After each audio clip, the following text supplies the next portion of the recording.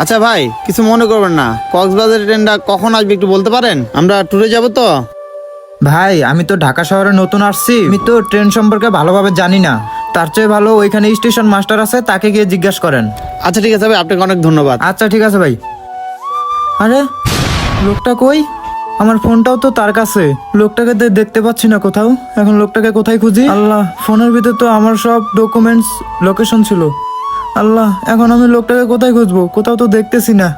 লোকটা আমার এত বড় ক্ষতি করে ফেললো, মানুষের উপকার করে বড্ড ভুল করেছি। আমি এখন বাবার বন্ধুর ঠিকানা কোথায় পাবো?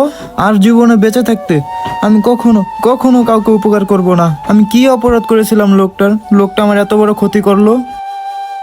যাক, সালাস করে মক্খল বানাইয়া ফোনটা আজকে মাইরা দিছে। আল্লাহ, তুমি এই লোকটার হেদায়েত দান করো। আরে ওই লোকটাই তো এইখানে, যাই তো দেখি। ভাই ভাই, আমি তো আপনারে খুঁজতাছি ভাই। আরে ভাই, আপনি কে?